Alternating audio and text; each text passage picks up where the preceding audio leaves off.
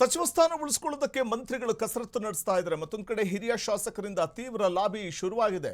ದೆಹಲಿಯಲ್ಲಿ high command meeting ಹಿನ್ನೆಲೆಯಲ್ಲಿ ಇವತ್ತು ಕೂಡ ದೆಹಲಿಯತ್ತ ಸಚಿವರು ಮತ್ತು ಶಾಸಕರುಗಳು ದೌಡಾಯಿಸಿರುವಂಥದ್ದು.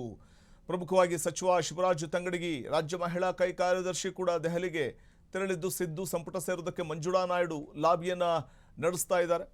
ಹಾಗಾಗಿ ದೆಹಲಿಗೆ ದೌಡಾಯಿಸಿರುವಂಥದ್ದು ಸಚಿವ ಶಿವರಾಜ್ ತಂಗಡಗಿ. ಮತ್ತೊಂದು ಕಡೆ ಮಂಜುಳಾ ನಾಯ್ಡು ಅವರು ಕೂಡ ದೆಹಲಿಯತ್ತ ತೆರಳಿದ್ದಾರೆ. ಏನಿಲ್ಲ, ಇದು ಒಂದು ವ್ಯಯಮಾನ. ಎಲ್ಲ ಒಂದು ಸರ್ಕಾರ ಯಾವುದೇ ಪಕ್ಷ ಬಂದಾಗೂ ಈ ಎಕ್ಸರ್ಸೈಸ್ ನಡೀತಾನೆ ಇರ್ತದೆ. ಆಕಾಂಕ್ಷಿಗಳು ಎಲ್ಲ ಹಂತದಲ್ಲೂ ಇದ್ದೇ ಇರ್ತಾರೆ. ಹಾಗಾಗಿ ಹೈಕಮಾಂಡ್ ವೆರಿ ಸ್ಟ್ರಾಂಗ್ ಇರೋದ್ರಿಂದ ಅವ್ರು ತೀರ್ಮಾನ ಮಾಡ್ತಾರೆ. ರಿಶಫಲ್ ಅಂತೂ ಇನ್ನ ಪೆಂಡಿಂಗ್ ಇರೋದ್ರಿಂದ ಎಲ್ಲದಕ್ಕೂ ಒಂದು ತಿರು ಸಿಗ್ತದೆ. ಸಾಕಷ್ಟು ಗೊಂದಲಗಳು ಕೂಡ ಇತ್ತು ಕಾಂಗ್ರೆಸ್ ನಲ್ಲಿ. ಇವತ್ತು ಗೊಂದಲ ಅಂತಂದ್ರೆ ಅದು ಒಳ ಇದ್ದೇ ಇರುತ್ತಲ್ಲ.